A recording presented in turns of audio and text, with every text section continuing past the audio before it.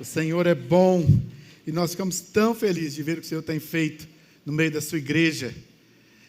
Eu quero chamar a atenção dos irmãos que hoje nós vamos ter uma palavra bastante, que vai exigir bastante dos irmãos a leitura bíblica.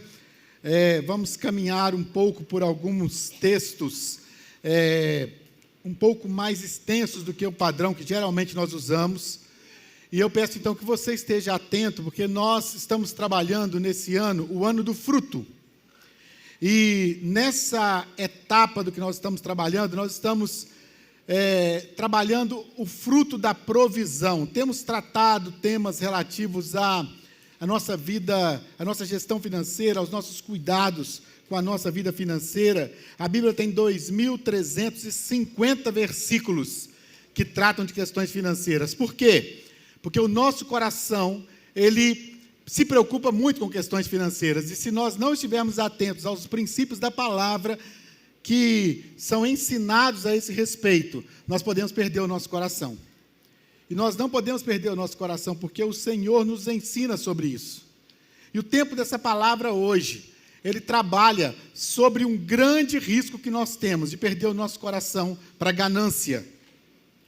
E nós vamos usar o contraponto da ganância e da generosidade baseado na história de Abrão ou Abraão. O nome Abrão, ele é o primeiro nome desse homem que foi mudado para Abraão. Nós sabemos que Deus mudou alguns nomes na Bíblia, né? Nós sabemos que Deus mudou o nome de Jacó para Israel. Sabemos que Deus mudou o nome de Abrão para... Sabemos que Deus mudou o nome de Saulo para... Não, Deus não mudou o nome de Saulo. Não tem lugar nenhum na Bíblia que fala isso. Deus nunca mudou o nome de Saulo, irmão. Né? Isso aí é o nome dele, ou na cultura romana, ou na cultura hebraica, você vai ver lá diferentes nomes para ele, lá, né? O nome, mas ele nunca mudou o nome. Você anota isso aí para você não cair de novo nessa casca de banana, né? De vez em quando a gente cai numas dessas. Mas Abrão, né, teve seu nome mudado para Abraão, mas no texto que nós vamos ler, ele ainda tinha o seu nome como Abrão. Mas por que Deus mudou o nome dele? Por causa de uma aliança, né? Se fosse em português, a gente ia chutar aqui, né, que talvez ele aumentou um A de aliança, né? Mas ele mudou o nome de Abrão para Abraão por causa de uma aliança. Ele viu no coração de Abraão um homem que tinha o seu coração, a sua intenção, a sua pureza de coração voltada para o Senhor. E ele é um homem respeitado, tanto na cultura cristã, quanto aos muçulmanos, quanto várias das religiões do mundo, das 3 principais religiões do mundo. O nome de Abraão, ele é um nome respeitado como pai de nação. E esse homem teve uma história extensa no livro de Gênesis, e nós vamos caminhar hoje nos capítulos 12, nos capítulos 13, 14, até o 15, nós vamos falar sobre parte da história de Abraão.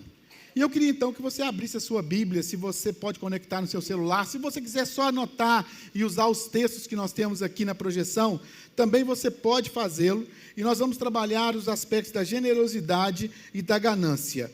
E sabe, meu irmão, é uma coisa muito difícil a gente falar de um tema como esse, ganância. Porque se você falar para uma pessoa assim, você é a pessoa gananciosa, provavelmente ela não vai gostar de ouvir isso de você. Como você falar com uma pessoa que ela é pão dura, que ela é egoísta também, ela não vai gostar, né? Você falar com a pessoa assim, você é pão duro, o que ela vai falar com você? Pão duro não. Eu sou precavido, econômico, é assim ou não é? Né? Se você falar com a pessoa que ela é egoísta, ela vai falar assim, não sou egoísta não, eu penso nas minhas coisas, porque se eu não pensar em mim, quem que vai pensar em mim? Não é isso? E se você falar com a pessoa que ela é gananciosa, ela vai falar assim, não, eu sou obstinado, eu tenho metas, eu tenho objetivos, ela não vai aceitar facilmente um adjetivo desse. Mas a verdade, irmãos, se nós observarmos com bastante cuidado, a maioria de nós, ou talvez todos nós, temos a ganância batendo na nossa porta todos os dias. Nós temos problemas nessa área. Sabe, quando nós pensamos, por exemplo, que você, às vezes ouve alguém falando assim, fulano de tal está vendendo o carro dele, o lote dele, o telefone dele, ele está apertado.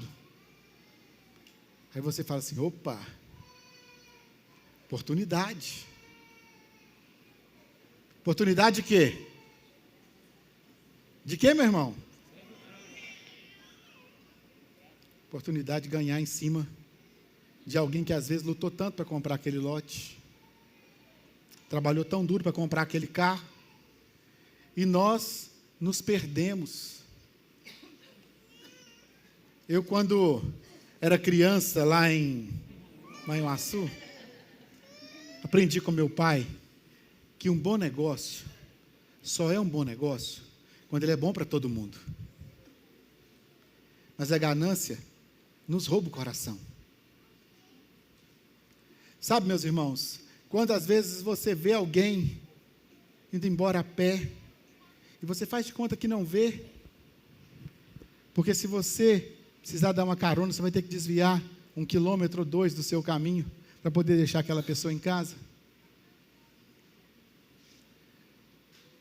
Quando você vê alguém com uma necessidade, e você prefere não perguntar, porque se você perguntar, provavelmente você vai sentir culpa e vai precisar de ajudar, então é melhor não saber do que precisar de ajudar.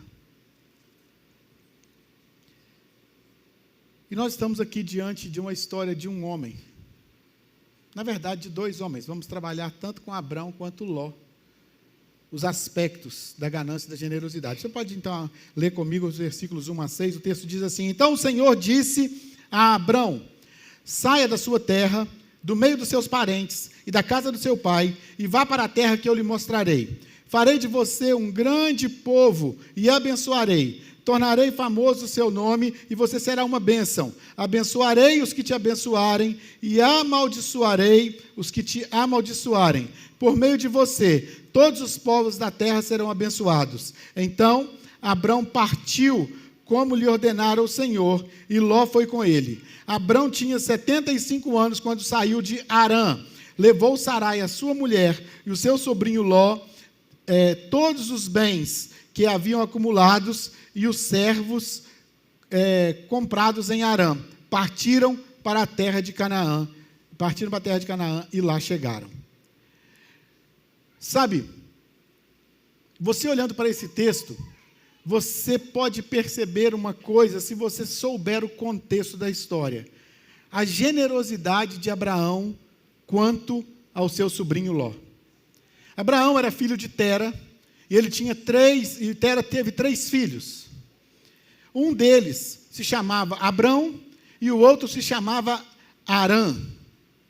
Se você for aos versículos 26, 27 e 28 do capítulo 11, você verá que Arã era o nome do filho de Abraão, do filho de Tera, irmão de Abraão, que morreu muito cedo, de acordo com o que o texto aponta. O texto diz que ele morreu antes do seu pai, Tera.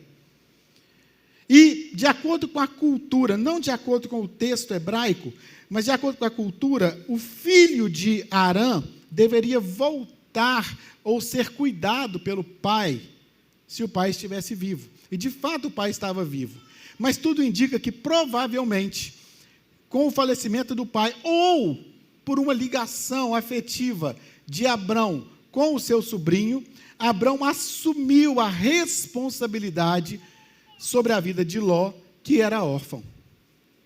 Quando você vê no texto, no capítulo 12, que eles deixaram a Harã, na verdade, aqui já não é Harã irmão, é o lugar, a terra de Harã. Escreve do mesmo jeito, fala do mesmo jeito, Harã, H-A-R, com o tio no final, mas uma coisa é o lugar chamado Harã. A gente não sabe se é uma homenagem, se é uma referência, mas de fato, o lugar chamado Harã, de onde Abrão saiu, é uma coisa, e o nome do pai de Ló, irmão de Abrão, que faleceu antes do seu próprio pai Tera, é outra pessoa, é outra referência, e assim, nesse contexto, Abraão recebe uma palavra de Deus: sai da tua terra, do meio dos seus parentes, e vai para uma terra que eu vou te mostrar. Quem eram os parentes de Abraão? Sua esposa Sara, ou no texto Sarai, que é a mesma pessoa, pronúncia aí uma variação do nome, Sarai. E agora, ele tinha os seus pais, talvez ele tinha ali alguns outros familiares, mas por que ele leva o seu filho, o seu irmão? Perdão. Desculpa. Por que ele leva o seu sobrinho?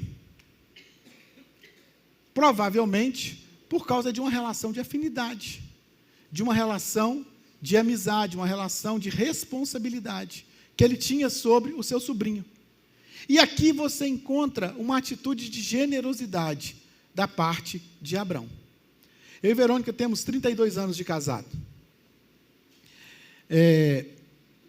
Eu estive fazendo as contas quando eu preparei essa palavra, e desses 32 anos de casado, nós moramos com alguém na nossa casa que não fosse os nossos filhos.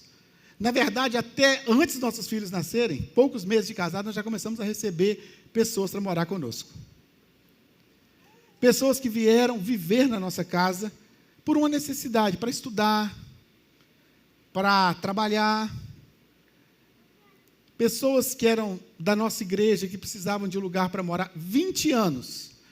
Eu recebi primo meu, eu recebi meu irmão, recebemos a irmã da Verônica, recebemos o irmão da Verônica, recebemos amigo que morava com a gente, uma amiga que morou conosco muitos anos. Há 1 ano e meio, nosso segundo filho se casou.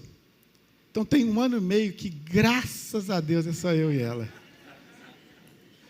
Tem 1 ano e meio que eu estou desfrutando da alegria de só estar com a Verônica.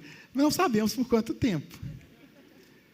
Né? O Tito não gosta muito dessa ideia, ele gosta bem de ficar lá em casa. Né?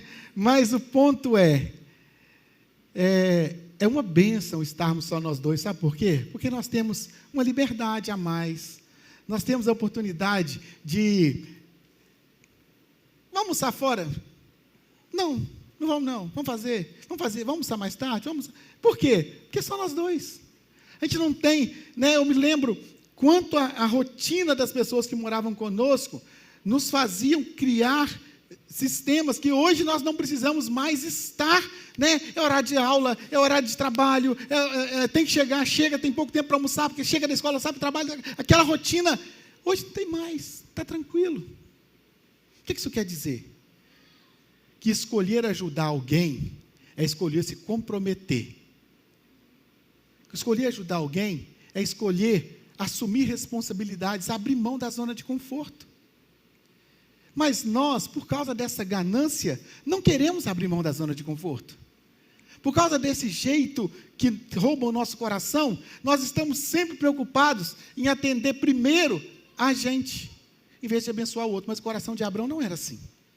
O coração de Abrão era um coração generoso, era um coração aberto a ajudar, e ele amava o próximo, ele abençoava com alegria, ele estava pronto a servir com amor. E sabe, naquele contexto, nós vemos como Abrão, ele tinha o seu coração treinado para abençoar. Eu queria te chamar a avaliar o seu coração hoje. O seu coração está treinado para abençoar? Como assim, pastor? Sabe, meu irmão, quando você assume um compromisso de oração, um compromisso de acompanhamento, um compromisso de horário, de atender as pessoas, de abrir mão do seu conforto. Sabe, eu vejo os irmãos que recebem células nas suas casas. Não é fácil. Você assume um compromisso toda semana, toda terça-feira, toda quinta-feira, nós temos células todos os dias da semana. E quando você assume esse compromisso de receber uma célula na sua casa, às vezes dá no dia do aniversário de alguém que você gostaria de ir, e você está comprometido com a célula. Às vezes dá no dia que você gostaria de aceitar um convite de alguém para ir a um cinema ou a um restaurante e você está comprometido com a célula.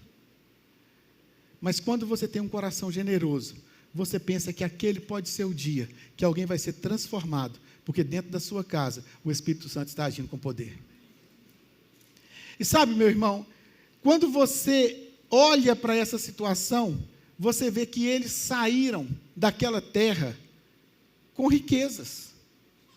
O texto diz que ele levou consigo servos, ele levou consigo animais, ele levou consigo patrimônio.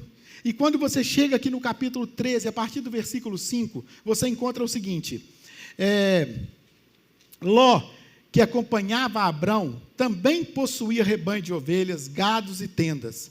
Ambos não podiam habitar juntos, porque possuíam tantos bens que a terra não podia suportá-los. Por isso, surgiu uma desavença entre os pastores do rebanho de Abrão e os de Ló. E nessa época, os cananeus e os ferezeus habitavam aquela terra. Meus irmãos, eles já saíram juntos com patrimônio? Mas o que aconteceu aqui? Por que já não dava mais para eles habitarem? Porque o patrimônio cresceu. Vocês lembram o que Deus tinha prometido para Abrão na saída dele lá? Eu vou te abençoar, eu vou te tornar conhecido, você será muito abençoado. Vocês lembram disso? Isso é o que aconteceu naquele primeiro momento. E agora, eles já estavam aonde eles tinham que chegar, e eles tinham crescido tanto o seu patrimônio, que agora eles estavam tendo problemas por causa do crescimento. Você sabia que o crescimento às vezes gera problema?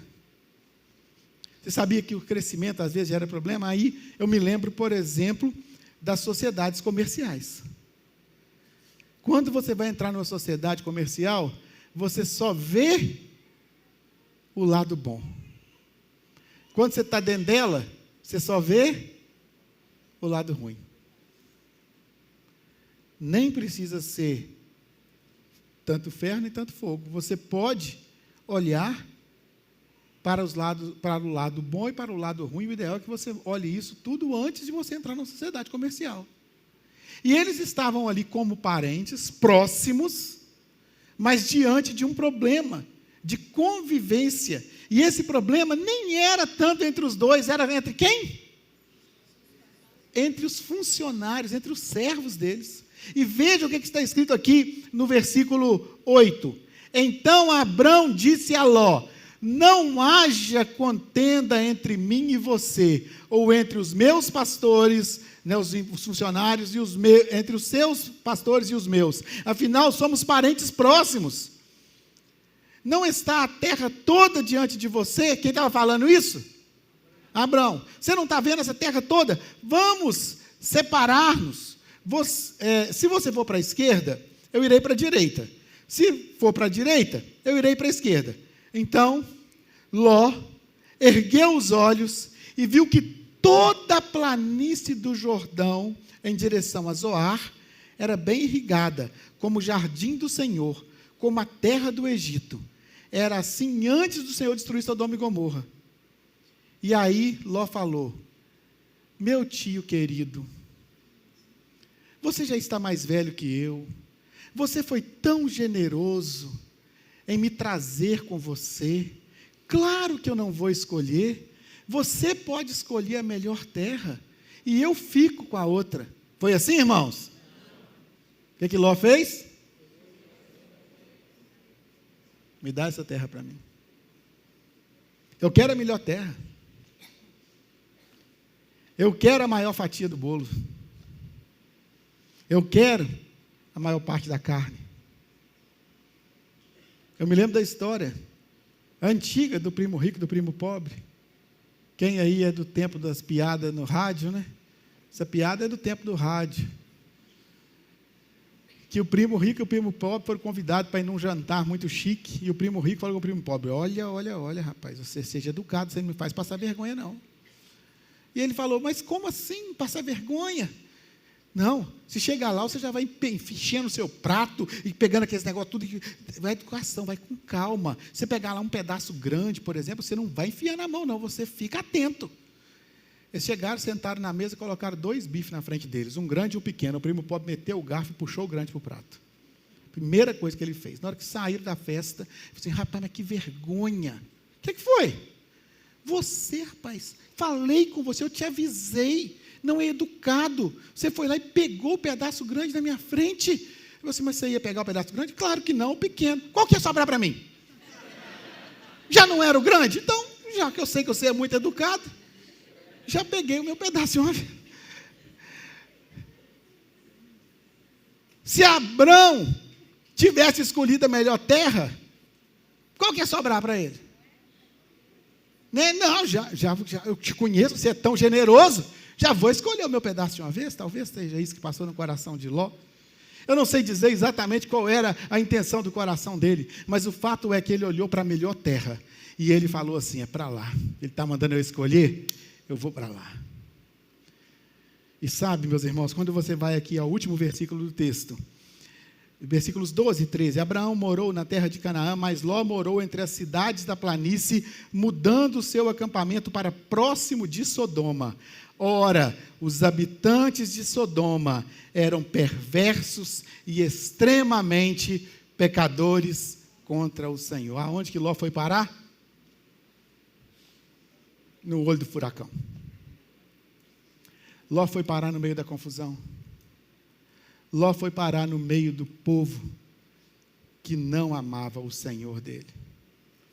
Ele foi parar na melhor terra. Ele foi parar no lugar que parecia o Éden, o jardim do Senhor. Mas quando você olha para esse texto, ele nos chama a atenção para uma coisa interessante.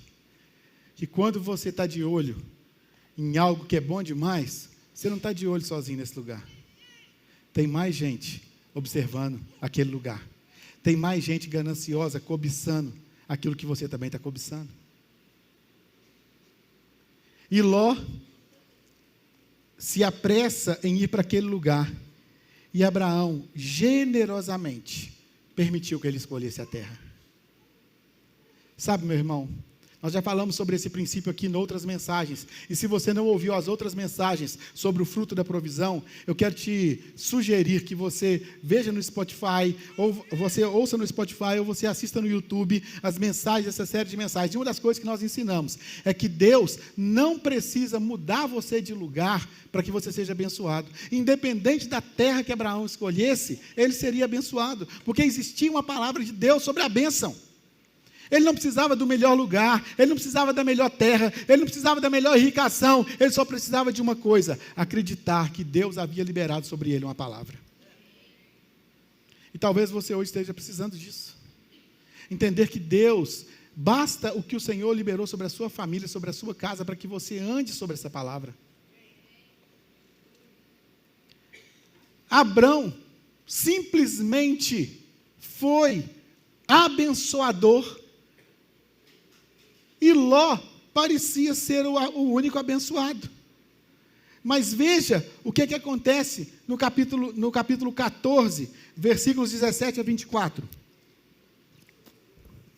Voltando Abrão da vitória sobre Quedorlaomer e sobre os reis aliados a ele, o rei de Sodoma foi ao seu encontro ao vale de Savé, isso é, o vale do rei. Perdão, gente, eu acho que eu saltei aqui os versículos. É 14, mas é o 8 a 16. Você pode voltar aí para mim, por favor? Eu adiantei. Então os reis de Sodoma e Gomorra, de Admá, de Zeboim e de Belã, que é Zoar, marcharam e tomaram posição da batalha no vale de Sidim. O vale de Sidim era cheio de poços de betume. Quando os reis de Sodoma e de Gomorra fugiram, alguns dos seus homens caíram nos poços, e o restante escapou para os montes. Os vencedores levaram todos os bens de Sodoma e de Gomorra, e todo o seu mantimento, e então partiram. Levaram também Ló, sobrinho de Abrão, e os bens que ele possuía, visto que ele morava em Sodoma. Alguém que tinha escapado veio e relatou tudo a Abraão, o hebreu, que vivia próximo aos carvalhos de Manre, o amorreu e o irmão de Escol e Aner, que eram parceiros em um acordo com Abrão. Quando Abrão ouviu que o seu parente foi levado cativo, mandou convocar 318 homens treinados, nascidos em sua casa, e saiu em perseguição dos invasores até Dan. Meus irmãos, como eu vinha falando, quando você está diante de uma proposta muito boa, tem mais gente de olho naquilo que você tem. E ele foi para a melhor terra. Mas os reis ali em torno se levantaram e dominaram e aprisionaram o povo de Sodoma, o povo de Gomorra, e junto deles foi aprisionado Ló. Além de ser aprisionado, levado em cativeiro, levaram ele, sua família, seus funcionários, seus bens, tudo que ele tinha. Seus animais, tudo. Veja o que aconteceu. Eu não sei se você se lembra quando nós lemos o capítulo 12, mas o texto, Deus disse para Abraão o seguinte: os que te abençoarem, eu abençoarei. E os que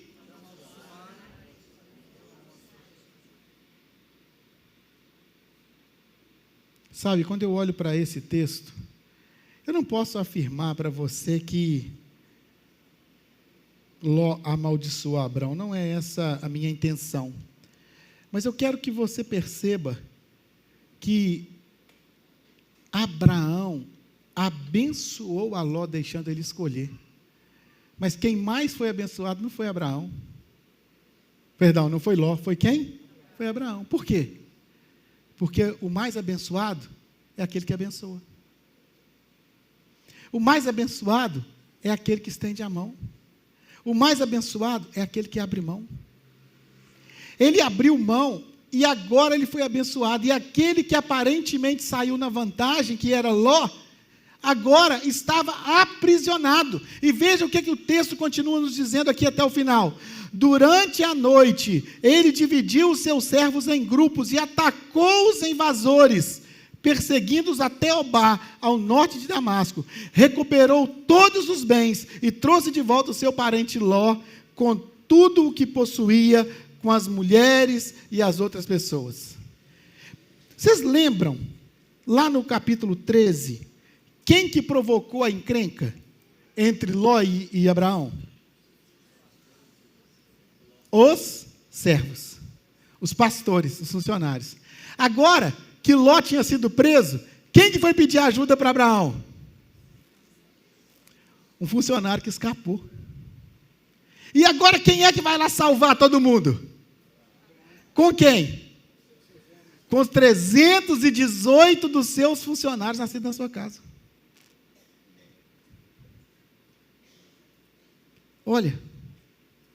Olha como a situação se inverteu. Olha como a situação agora é completamente diferente. Porque no fundo, meus irmãos, as pessoas sabem a quem pode pedir ajuda. Elas sabem quem podem confiar. Elas sabem quem são as pessoas confiáveis. Cuidado com as pessoas que você, às vezes, está pedindo ajuda, pessoas erradas, conselhos errados. Porque da mesma maneira que você sabe quem pode te dar um apoio verdadeiro, você sabe quem pode te jogar no buraco. E às vezes você está querendo alguém para apoiar as besteiras que você faz. Às vezes você está querendo alguém para ser um cúmplice e não um amigo de verdade. Certa vez, eu ouvi uma história lá na minha cidade de uma mulher, que essa mulher, ela se apaixonou, essa mulher casada se apaixonou por um rapaz, pela internet, lá no sul da Bahia. E o rapaz era muito mais jovem que ela, mas ele disse para ela que estava apaixonado por ela.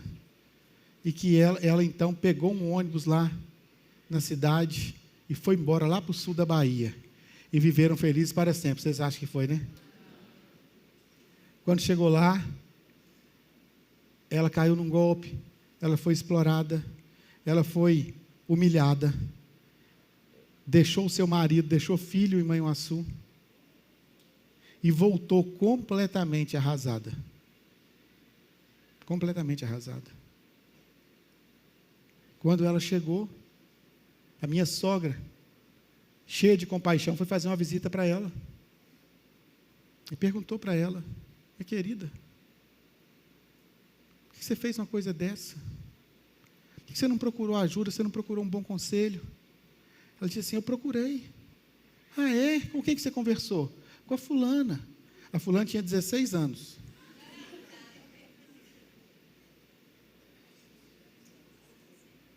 E ela falou que eu merecia ser feliz.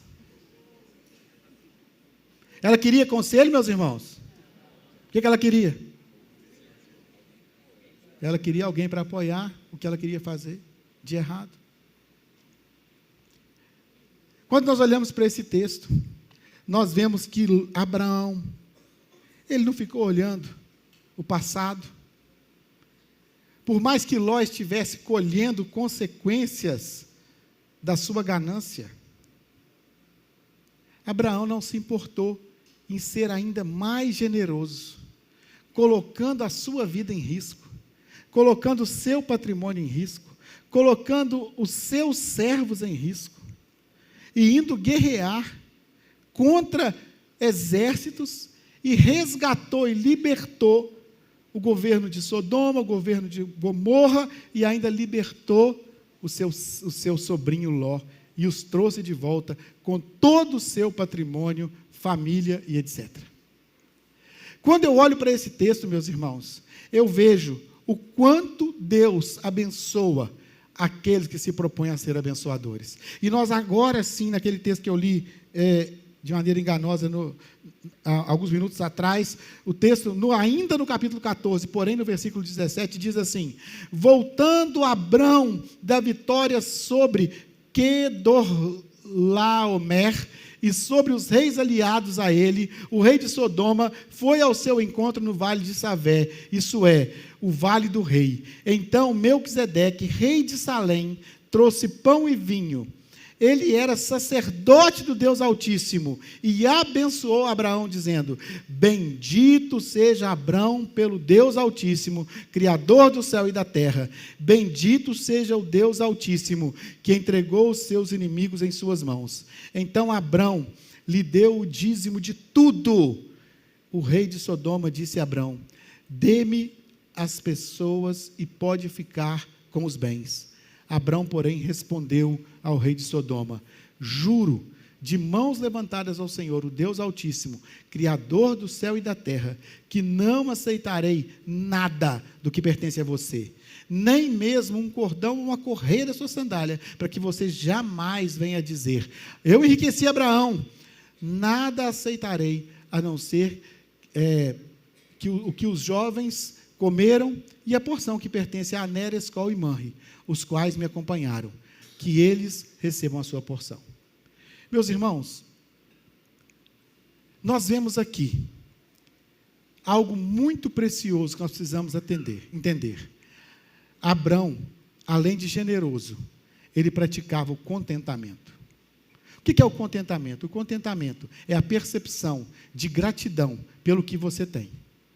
Contentamento não é quando você é desprovido de ambição, desprovido de propósito, desprovido de metas. Não é nada disso. Contentamento é um sentimento que você desenvolve, que te mostra aonde você estava, aonde você está e aonde você vai chegar, mas você não perde tempo reclamando do que você não tem, em vez de agradecer pelo que você já conquistou.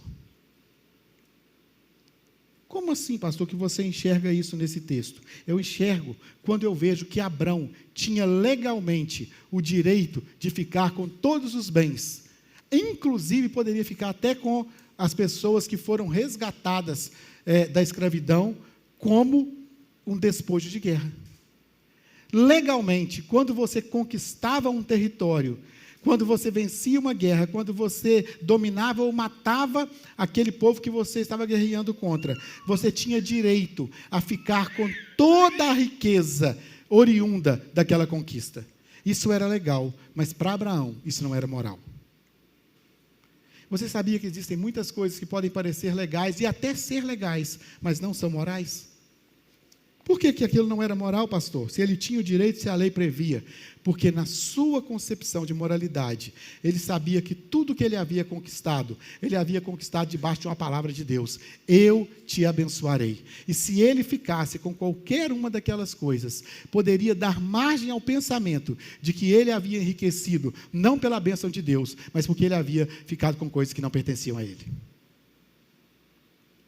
Sabe, meus irmãos, quantas vezes nós temos visto o nosso coração ser roubado por coisas que não são morais? O nosso país acaba de legalizar as apostas. Hoje, jogar no Brasil é é legalizado. Daqui a pouco, veremos os cassinos abertos, provavelmente, na nossa nação, legalizados. Pelo menos essa é a intenção de parte. Mesmo que seja legal, não é moral. Quantas pessoas, inclusive dentro das igrejas, estão completamente sufocadas financeiramente, porque deixaram as apostas roubarem seu coração. Por causa de quê? Ganância. Produtos ilegais, adquirindo produtos ilegais, produtos pirateados, fazendo gato de água, gato de luz, gato de internet, usando aquelas caixinhas de televisão que não são legalizadas. Isso é errado. Isso é errado. Sabe por que é errado? Porque você precisa ser contente com o que você tem. Se você pode pagar o seu canal de streaming, você pague. Se você não pode, trabalhe, ore, confie no Senhor que Ele vai te prover. Seja legal e seja moral. Abrão, ele foi completamente íntegro. Eu não sei se existe completamente íntegro, porque íntegro exige que seja completo, né? Você precisa ser íntegro ou não ser.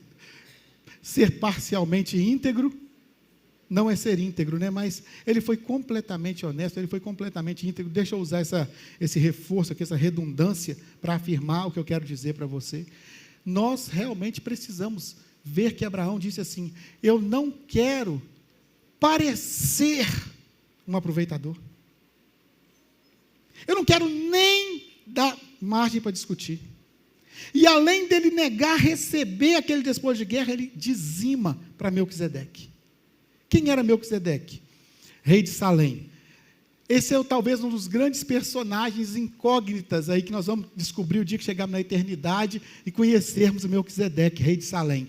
Ele aparece aqui nesse texto, e ele aparece assim do nada, e ele vai embora do nada, mas esse texto aponta para uma tipologia cristocêntrica. Esse texto aponta para uma percepção de que o sacerdote chegou, porque Abraão era o patriarca, ele era a pessoa mais iminente no meio do povo de Deus, ali naquele contexto que ainda não tinha sido estabelecido o povo de Israel, mas Abraão era aquela pessoa mais iminente, e agora ele vai entregar o dízimo para quem? E vem nesse texto Melquisedeque, e ele dizima, e ele honra a Deus com o que ele tem. Sabe, meus irmãos, muitas pessoas podem ter criticado Abrão, certamente foi criticado até pelo próprio Ló, que acabou de ser liberto. E se você dizima, provavelmente você também é criticado, se não na frente, pelo menos pelas costas. Como alguém que está praticando aí, como alguém que é bobo, porque é fiel nos dízimos, nas ofertas. Mas deixa eu dizer uma coisa, a generosidade parece loucura para as pessoas. Se as pessoas não compreendem a sua fidelidade, não se importe, é normal que elas não entendam. Mas é interessante, a nossa igreja é uma igreja muito generosa. Quantas vezes eu chamo os irmãos a participarem, a ajudar alguém que está precisando.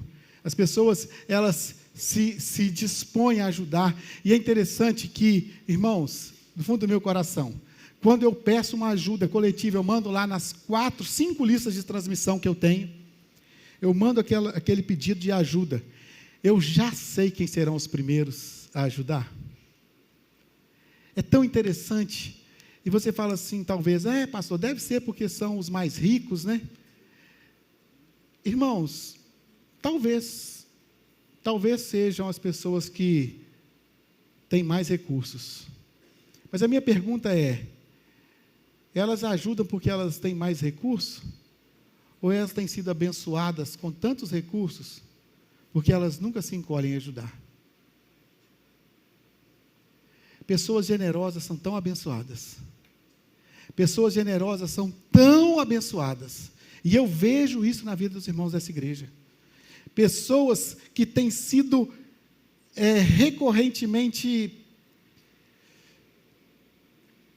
traídas.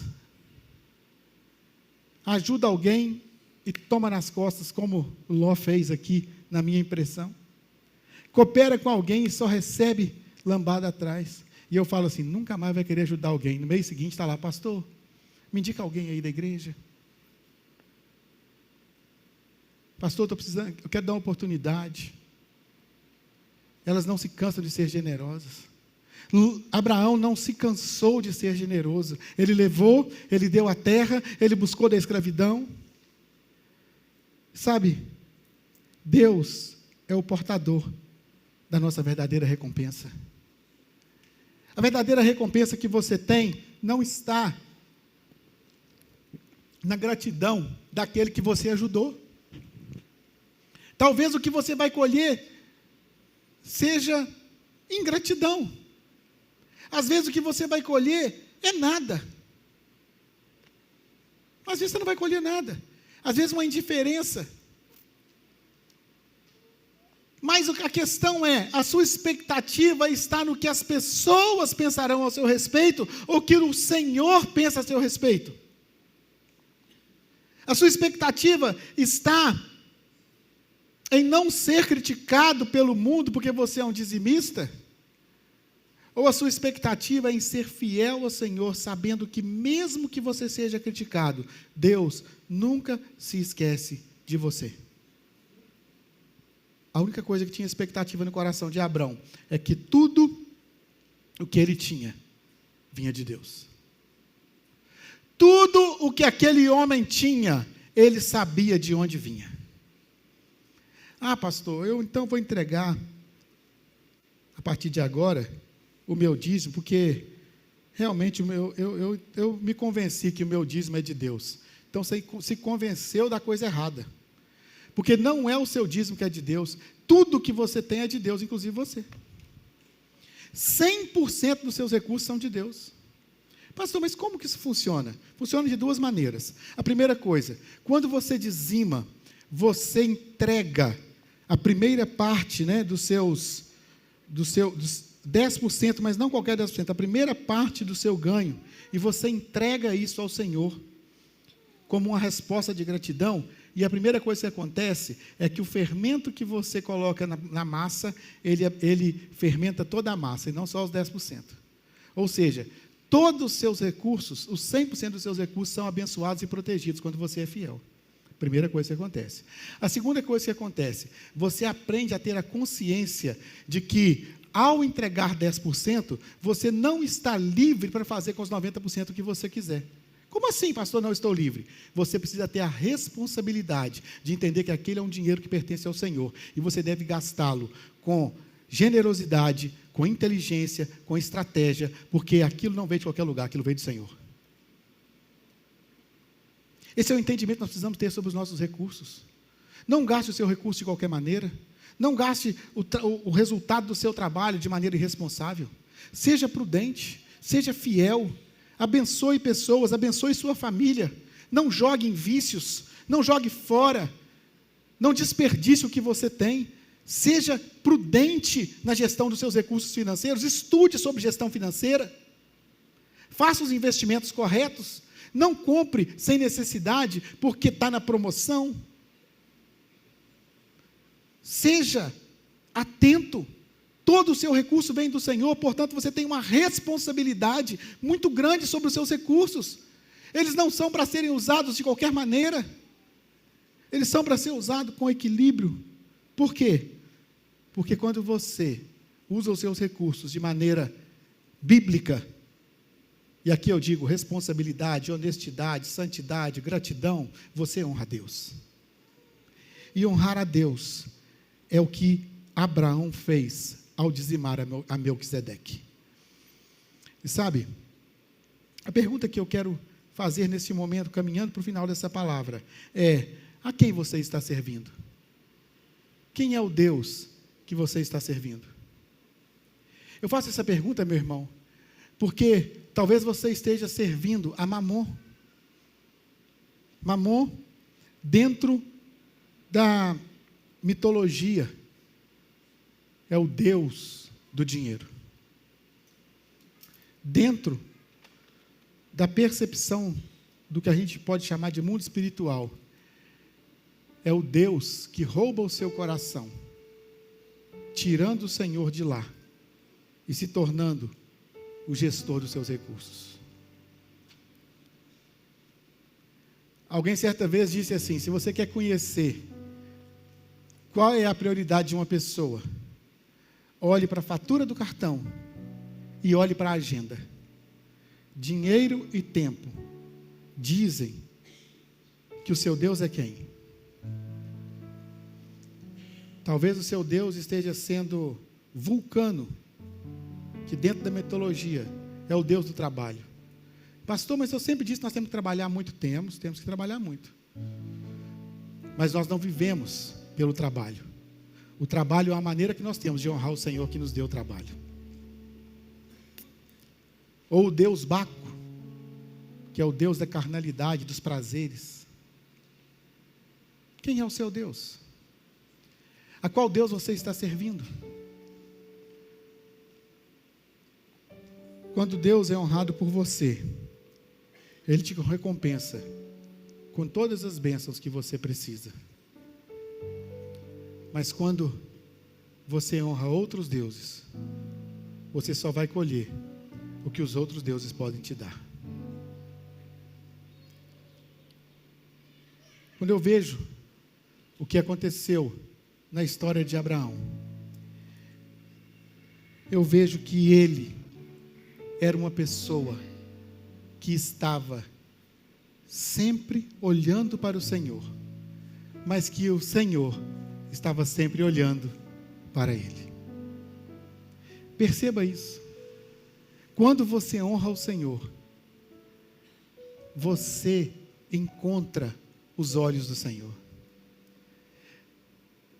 Indo ao capítulo 15, nós encontramos aqui, versículo 1, como que ele começa? Depois dessas coisas. Que coisas? Nós começamos lá no capítulo 11, na verdade, falando quem era a família de Abraão: Tera, os filhos e Ló. Fomos ao capítulo 12, quando Deus fala com Abraão: sai da sua terra, do meio da sua parentela, e vá para uma terra abençoada que eu vou te mostrar, certo? Fomos ao capítulo 13, quando existe o momento da divisão das terras. Fomos ao capítulo 14, ali vemos cada um indo morar num lugar, e logo depois a guerra se estabelecendo, e Abraão resgatando seu sobrinho Ló. Depois dessas coisas, no capítulo 15, ou seja, depois de tudo isso que aconteceu, depois de termos visto tudo isso acontecendo, o que acontece? Você pode ler comigo juntos? A palavra em uma visão.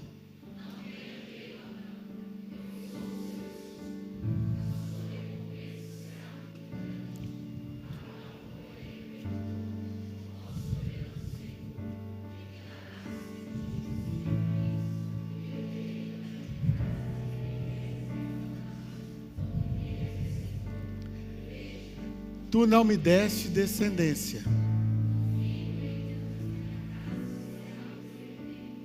Então a palavra do Senhor veio a ele: o seu herdeiro não será ele, aquele que for gerado por você.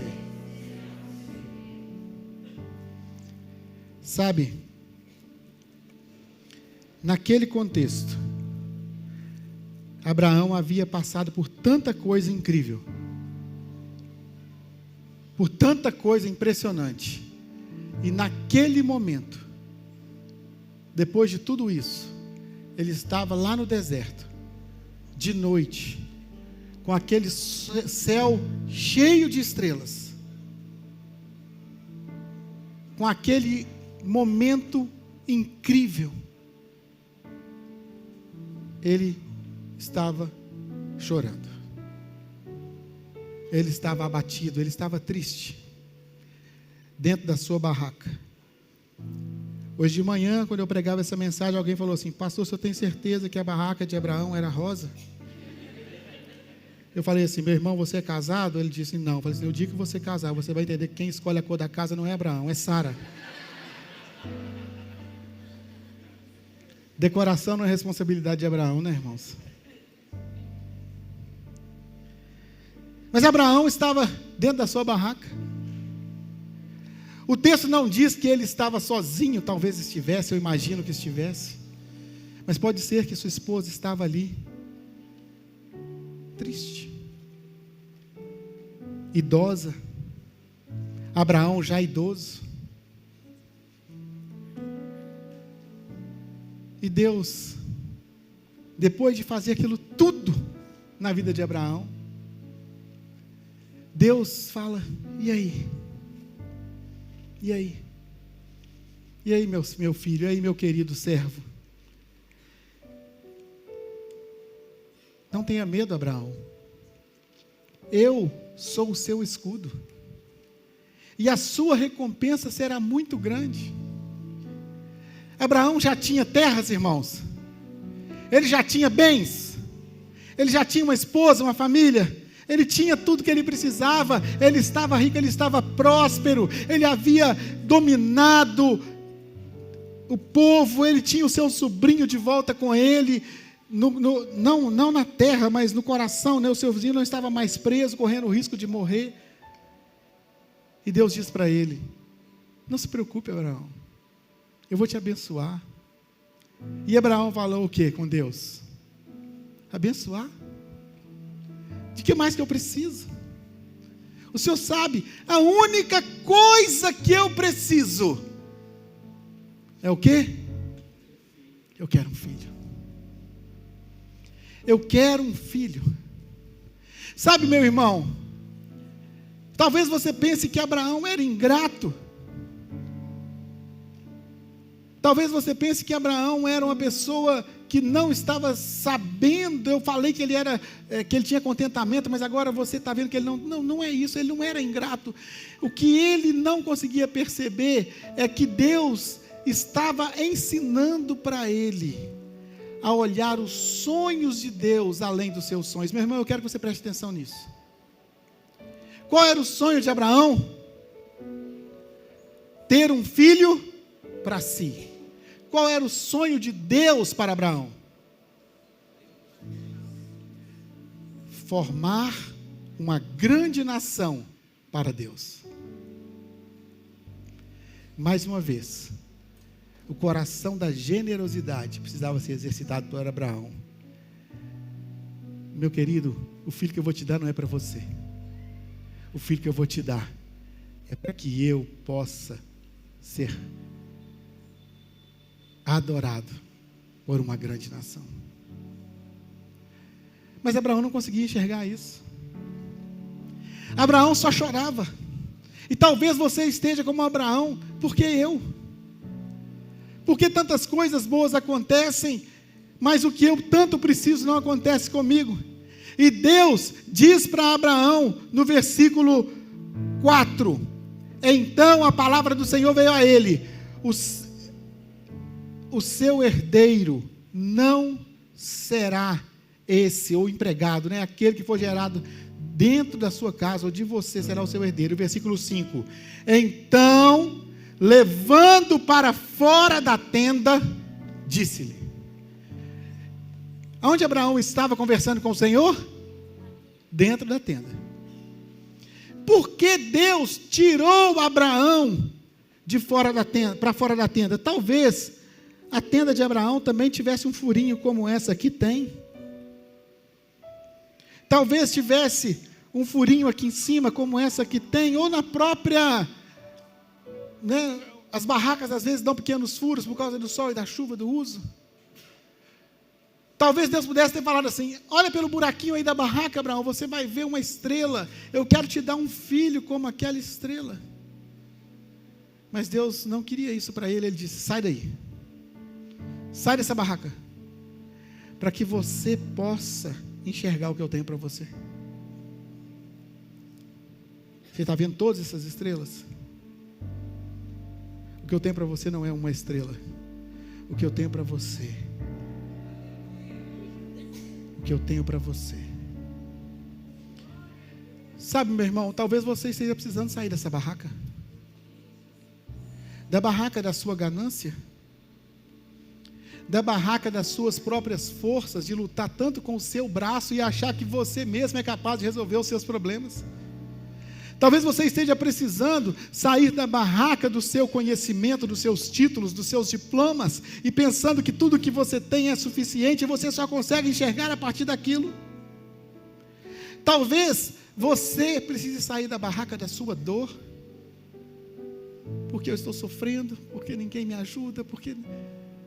Talvez você precise sair da barraca da sua autocomiseração, da sua autopiedade.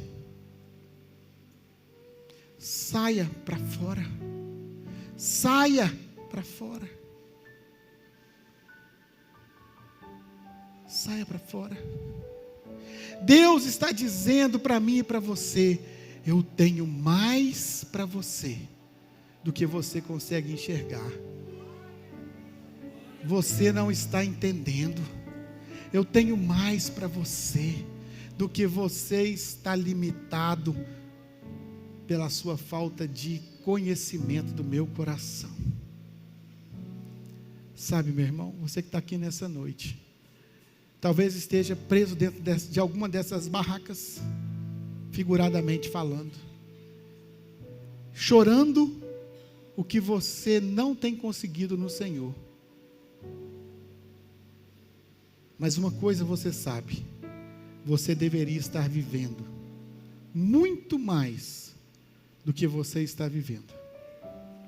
Você deveria estar experimentando em Deus muito mais do que você tem experimentado. Quero te pedir que você feche seus olhos, se você se sentir livre para isso, para você refletir sobre isso. E se você, assim como eu, tem essa percepção de que Deus tem mais para você do que você tem experimentado até aqui, eu gostaria de orar por você. Se você tem a impressão de que você está vivendo dentro de uma barraca e não está conseguindo enxergar tudo o que Deus separou para que você enxergasse, eu quero orar por você.